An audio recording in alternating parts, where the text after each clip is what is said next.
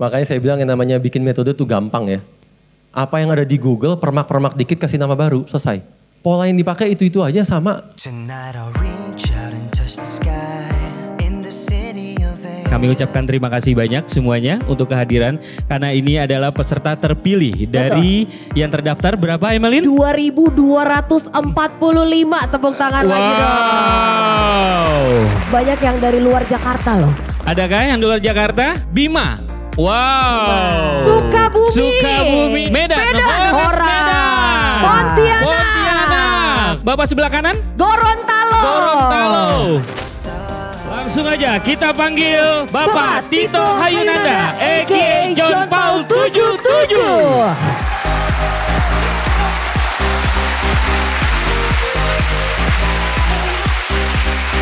Wow.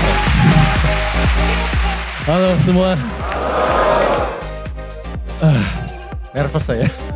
Rasanya persis kayak lagi scalping gini. Gila, udah lama gak ngerasain kayak gini. Ini scalping M5 apa M1 saya gak ngerti. Akhirnya sampai juga kita di Jakarta ya.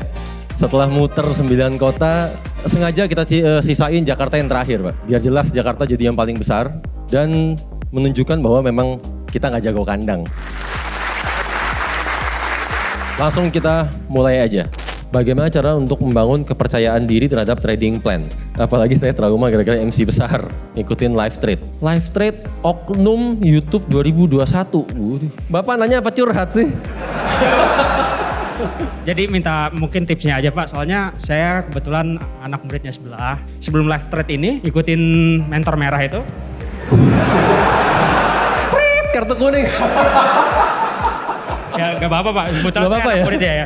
Saya udah dapat metodenya, cuman kayak psikologi saya kayak terganggu gitu. Apalagi semenjak saya MC itu kayak, saya udah beberapa kali MC gitu, semenjak dari live trade kemarin juga itu. Yang waktu itu dia lagi live trade dengan si Coki Pardede dengan trader muslim gitu.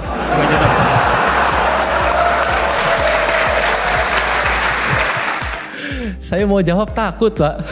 Gak apa-apa Pak, saya kebetulan anak muridnya dia juga, ikut kelasnya dia. Kayak guna juga gelarnya sih. Enggak, takut kebablasan saya. Oh, iya. Sekarang simpel Pak, saya kasih satu langkah deh, at least. Bagaimana cara mengatasi emosi agar tidak sembarang entry? Buru-buru mau entry, gatel tangan, atau kita emosi nih, kira-kira kayaknya mungkin mau naik, mau turun, kurang lebih gitu Pak. Ya, berarti Bapak tradingnya pakai feeling ya. Cara paling gampang, satu Pak, jangan diliatin chartnya. Dulu mah sering, sekarang mah... Sering juga? Enggak sebanyak dulu lagi. Dulu di laptop, sekarang di handphone gitu Pak ya? Iya. Apa ya, kalau saya bilang sebenarnya simple Pak. Problem Bapak adalah Bapak terlalu menyukai aktivitas tradingnya. Bapak menyukai adrenalinnya. Mungkin karena pertama kali Bapak mengenal Forex yang diisu-isukan, yang dirumor-rumorkan. Wah, cara cepet kaya. Ini sebentaran jadi duit. Dana 500 misalkan jadi 1000. Oh, kalau 5000 berapa nih? Sementara yang namanya trading, khususnya bagi teman-teman yang tadi bilang udah berubah ya, jelas ya bahwa kita seharusnya nungguin momen kan. Kalau kita nyari-nyari momen jadinya apa sih? MC, loss. Karena kalau dibilang bagaimana menjadi profitable trader, percaya nggak percaya jawabannya cuma satu kata Pak, konsisten. Orang itu nggak suka kata konsisten dan nggak suka jalanin sesuatu yang konsisten. Padahal satu-satunya untuk kita bisa profit besar bahkan, menjadi profitable trader bahkan, adalah dengan konsisten. Ini kita membentuk sebuah kurva. Di sini kita bicara hasil, di sini kita bicara proses. Prosesnya apa sih pertama kali kita belajar trading? Ya belajar. Kelihatannya kita nggak dapat apa-apa, nggak ada hasil. Habis belajar, backtest. Saat kita backtest, sama kita nggak dapat hasil. Tapi saat kita backtest, mulai muncul confident kan? Dalam artian di sini mulai ada sedikit penebalan. Berikutnya Bapak mulai forward test. Dan di situ Bapak akan mulai mendapatkan hasil. Bahwa oh saat dijalanin, ya masih tetap akan takut-takut, nih profit nggak ya? Ini profit nggak ya? Ya udahlah diemin. Cobain dulu. Begitu mulai nyaman, mulai yakin, oh ya udah. Sekarang kita berani. Mungkin modalnya yang dibesarin, mungkin lotnya yang dibesarin. Tapi sama. Begitu trading lagi di kondisi ini, agak-agak deg-degan lagi. Ya kan, serasa pemula lagi. Karena lotnya baru naik. Karena modalnya pun baru naik. Nanti yang Bapak nggak sadar, tiba-tiba di mana kita udah kayak orang mati rasa, mau modalnya naik kek, mau lotnya naik kek, itulah profit terbesarnya datang. Yang tiba-tiba grafiknya begini. Dan ini kalau saya tarik dalam satu garis lurus, ini kan bentuknya begini. Kurva konsisten akan selalu begini bentuknya. Di awal kita nggak akan ngerasain apapun, nggak akan ngedapetin apapun, nggak langsung kalau konsisten. Tapi hasil akhirnya di sini, Pak. Itu yang luar biasa besar, luar biasa fantastis. Bagaimana cara mengatur strategi dan resiko trading sehingga tidak membuat psikologis terganggu? Gimana cara ngontrolnya nggak jauh-jauh, sebenarnya larinya pasti ke money management. Kita bahas dari sisi money management. Yang pertama di money management, kalau teman-teman ingat, saya selalu ngebahas yang namanya risk per trade, betul? Ini dulu yang paling dasar. Kalau itu udah tahu, sekarang baru ada Pak, total risk. Jangan risk per trade-nya 2-5%, tapi sehari trading 20. Gitu kan, sekali buka order, wah kayak jemuran dijejerin semua. Sama aja bohong. Di sini saya mau resikonya 3%. Berhubung Jawara Gold, gitu kan. Lalu di Gold, di GBP USD saya cuma mau 2%. Di Euro, saya pakai lagi 2%. Ini total hari ini Bapak udah kebuka 7% loh. Tetap mau dijalanin nggak 7% ini kebuka secara bersamaan? Konsekuensinya adalah saat besok, transaksi Bapak ini semua masih kebuka, tapi besok ada momentum. Yang Bapak punya jatahnya cuma tinggal 3%. Mau diapain nih? Yang selama ini Bapak gunain risikonya berapa persen? Lebih dari 10. Oh Bapak menggunakan money management sih. Iya kan, tapi money management yang mengerikan ya ternyata ya. Tadi kita udah bicara risk per trade, udah bicara total risk, berikutnya kita bicara drawdown Pak. Kalau Bapak menggunakan 10%, ini efeknya ke sini nih. Di kita sendiri drawdown kita pecah lagi. Ada yang namanya monthly drawdown. Ya, setelah monthly drawdown, ada yang namanya maximum drawdown Pak. Maksimum lagi nih, baru terakhir ada yang namanya recovery drawdown. Berarti kita butuh loss berapa kali berturut-turut sih untuk mencapai monthly drawdown? Karena dalam kondisi kita loss berturut-turut itulah emosi kita nggak stabil kan? Kita cenderung mau revenge kan? Kenapa dalam aturannya di sini harus langsung tutup buku? Karena kalau nggak ludes pasti. Itu dari sisi risk Pak. Bagaimana dari sisi reward? Kalau lagi profit ngapain? Ini benar-benar yang saya bisa saranin untuk individual trader. Misalkan ini modal awal. Yang berarti di minggu pertama, saya akan mencari kok profit 5% ini. Selama ada momentum saya akan masuk. Ini bisa jadi langsung jadi 10.500 kan. Kalau ternyata di minggu pertama ini langsung loss, saya hanya mau sampai 9.000. Atau kalau 15% berarti menjadi 8.500. Dan nanti setelah Bapak compound secara terus-menerus, terjadilah yang tadi nih. Kurva konsisten kan. Dalam artian Pak, sejelek-jeleknya metode tetap ada probabilitasnya Pak. Di sini ada yang sudah ikut markas trader? Nah saya mau tanya sama teman-teman yang udah ikut markas trader. Masih mau nggak trading pakai sembarangan pola? Cuma mau yang probabilitasnya paling tinggi. Ya. Itu yang udah kita temukan bersama di acara markas trader Pak. Jadi kalau misalkan kita lagi charting gitu, misalkan selain double top ada imbalance gitu misalkan.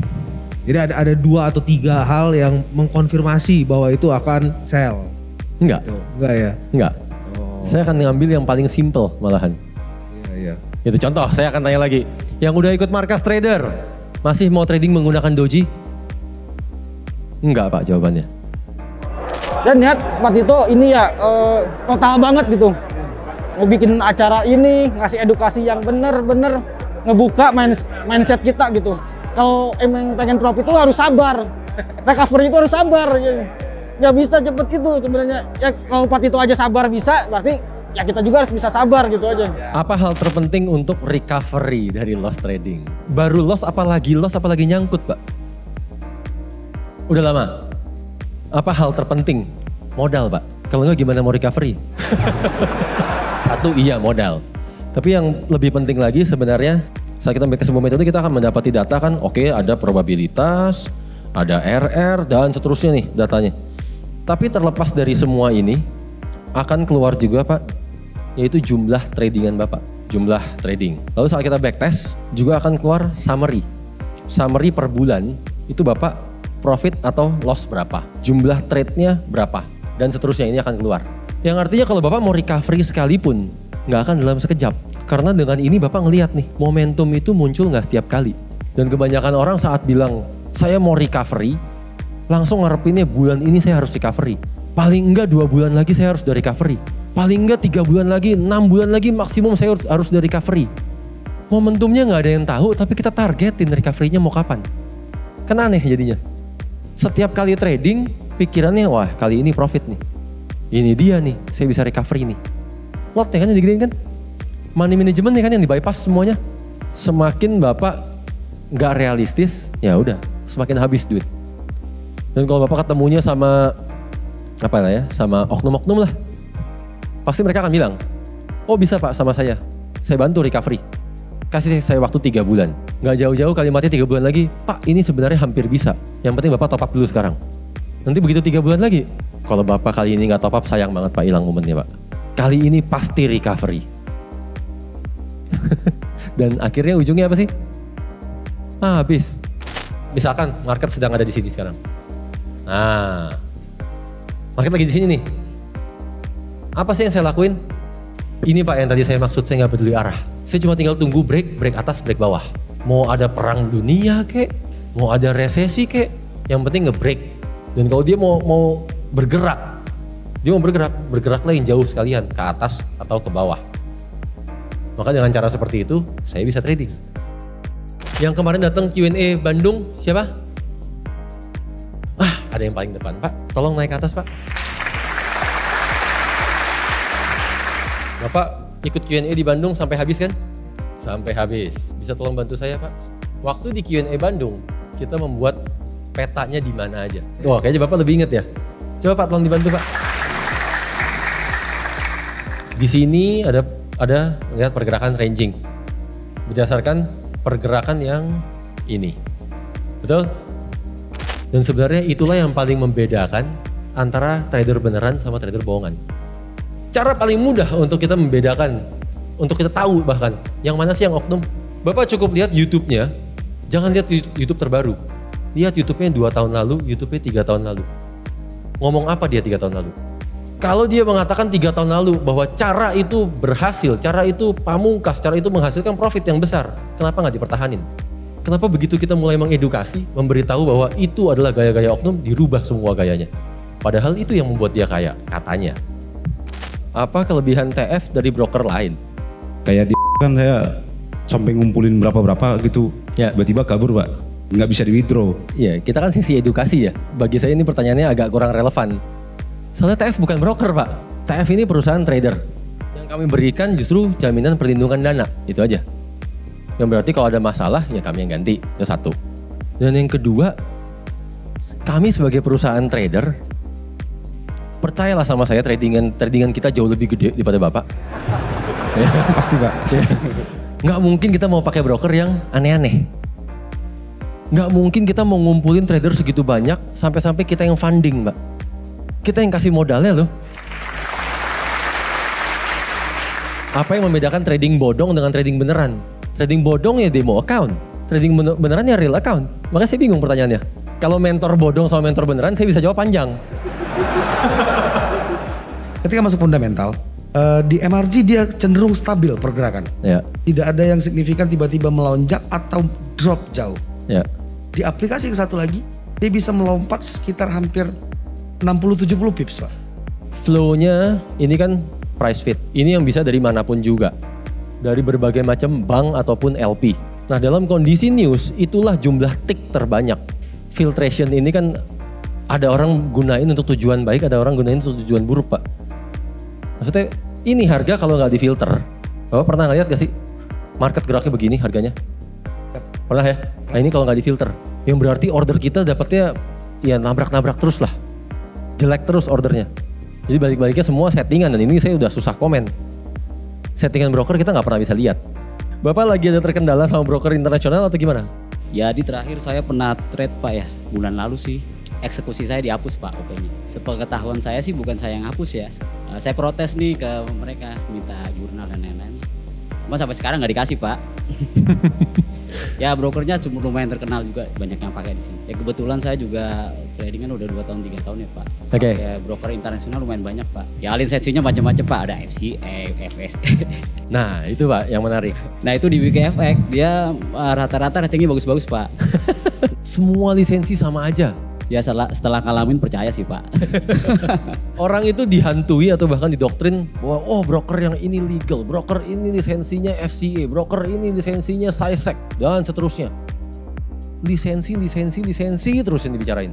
Bener kan, sampai-sampai orang mikirnya oh kalau lisensi sini beres, lisensi situ enggak, dan seterusnya. Coba teman-teman mikir lebih kritis, lebih detail. Teman-teman saat membuka account di broker-broker ini semua, perhatikan nggak leverage-nya. Kita bisa buka account di broker-broker yang katanya regulasinya ini, lisensinya ini semua. Tapi account kita bisa leverage-nya 1:500, bisa leverage-nya 1:1000, bisa leverage-nya 1:2000. Bener nggak? Tapi mereka mengatasnamakan lisensi ini.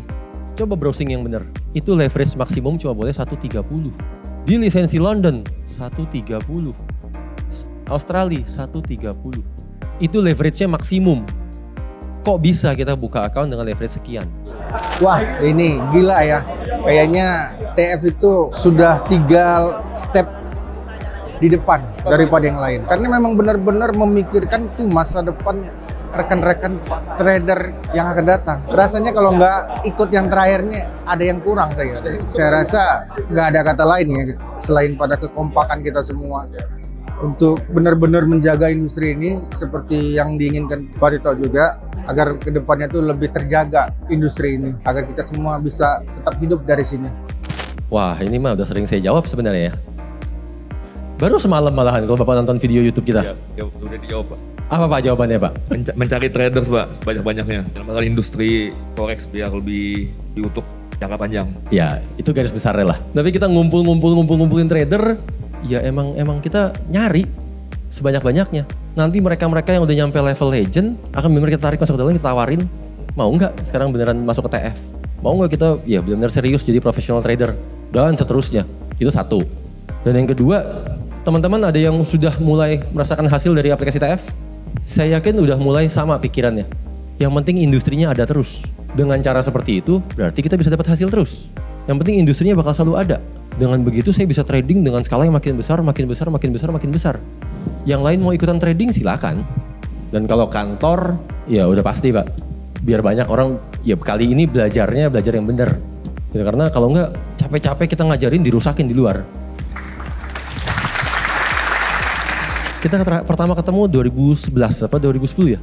Ya sekitar segitu. Antara itu ya? Waduh, nggak nyangka setelah berarti berapa tahun nih kita? 11 tahun. Akhirnya kita masih tetap bareng juga ya? Betul. Saya kasih bocoran deh. Portofolio membawa masuk investor. Kali ini posisinya teman-teman bangun portofolionya. Kita yang jadi investor, kita yang siap funding. Jadi kenapa kita selalu bilang ya fokusnya sama portofolio, bangun aja portofolio. Seriusin dari sekarang. Karena investornya udah dari depan mata sekarang. Kita yang funding Pak.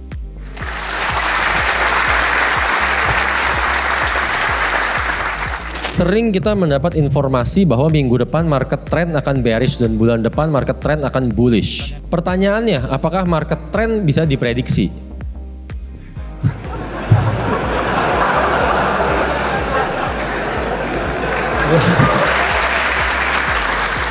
Kalau ini yang saya tahu partai Pak, bulan dan bintang Pak. Terus terang saya nggak tahu Pak, nggak bisa jawab kalau ini. Coba kita browsing ya Pak ya. Yang saya tahu sih ada Pak ini, WD Gen, penemu metode berdasarkan bulan dan bintang juga. Tapi ini jelas nih ada pola-polanya, ada statistiknya. Kalau saya Pak, saya pribadi terus terang saya udah nggak pernah lagi mau berusaha menganalisa arah. Tren itu dibilang baik-baik dan jahat-jahat. Baik kalau kita lagi bener, profitnya luar biasa. Bener nggak? Sekalinya salah, margin call Pak. Makanya saya bilang yang namanya bikin metode tuh gampang ya. Apa yang ada di Google, permak-permak dikit kasih nama baru, selesai. Pola yang dipakai itu-itu aja sama. Cobain dari Marcus Trader kemarin. Ada Pak Christopher gak sih? Pak Christopher setelah menemukan metode, coba kalau kita kasih nama. Misalkan, Christopher Reversal. Polanya apa? Reversal juga sama. Kan jadi bagus. Sebenarnya program Pro Trader ini sebenarnya banyak ya di luaran. Ya. Nah menurut Bapak, pandangan Bapak sendiri untuk yang di luar itu kayak gimana? Aduh, mirip ya, maksudnya mirip Pro Trader ya, kita ngomong jujur. Mirip. Sebenarnya di TF ini ada Niko gak sih? Niko mana ya? Saya mendingan biarin Niko yang jawab. Niko ini jebolan FTMO. Kalau yang lain itu kan ada proses seleksi. Seleksinya aturannya beda-beda. Sangat menyusahkan trader, bukan berarti ketat tapi lebih ke menyusahkan. Nah dari situ ketika kita sudah lolos tahap seleksi apapun itu, kita dapat nih katanya real account yang dikasih demo. Jadi bukan real account. Setelah sekian beberapa bulan, saya kan nggak melanggar satu rules. Ada rules itu kita tidak boleh di trading waktu news. Nah, ada unscheduled news. Hari Rabu saya ingat jam 2 pagi lah di kita. Di kontraknya mitigasinya nggak ada. Ya udah, di-cut. Bukan di-cut ya, mungkin ya kayak semacam di-kick gitu lah. Karena saya profit sebelumnya. Jauh banget sih Pak kalau dari bandingin sama pro trader ya. Saya nggak tahu. Saya nggak pernah ikut. Karena saya baca rulesnya udah nggak selera. Dimodalin tapi pakai demo account. Udah gak percaya duluan saya. Ini mah orang nyari duit registrasi. Betul. Iya, awal berubah mungkin sulit. Namanya berubah pasti sulit. Saya juga merasakan, saya juga sulit. Sampai saat ini pun saya terkadang masih menemukan kesulitan untuk meredam emosi, mental, apalagi sewaktu loss. Ya berarti ya kita juga harus ikut berubah. TF aja sampai mau merubah logo, kenapa kita yang individu nggak mau berubah? Pada saat di salah satu episode YouTube Traders Family, waktu itu Pak Tito mengenalkan, kalau nggak salah namanya Bu Eta ya? Ita ya? Ita. Nah waktu itu Pak Tito bilang, salah satu tugasnya adalah mengelola psikologi tim, memberikan pelatihan-pelatihan psikologis. Nah itu pelatihan macam apa yang diterima tim TF dalam dalam trading itu. Ya terima kasih. Berat banget ya pertanyaannya ya. Mau duit aja nggak yang jawab Pak?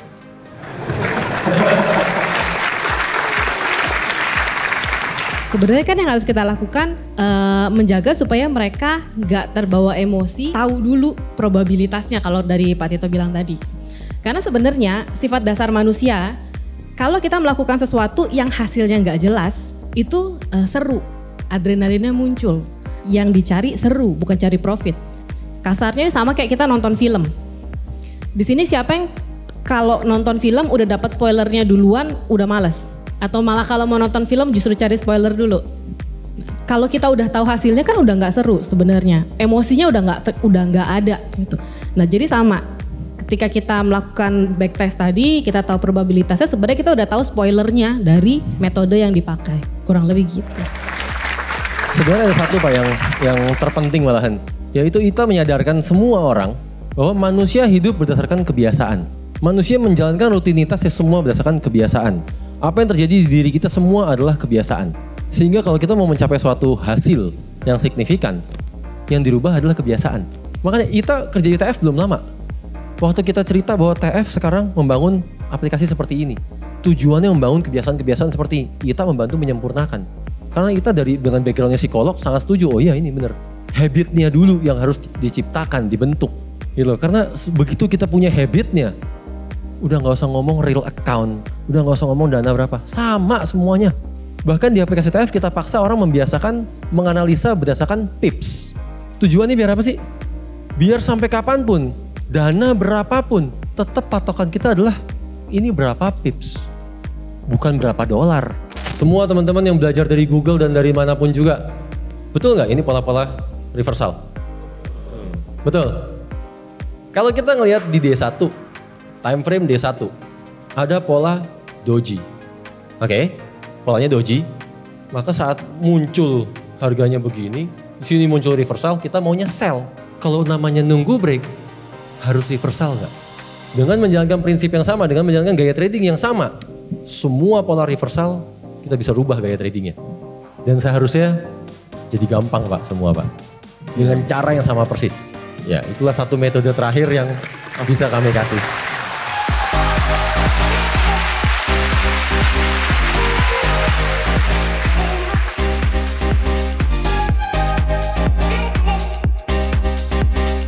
Dimana trofi yang terakhir adalah untuk siapapun yang mencapai level legend pertama kali.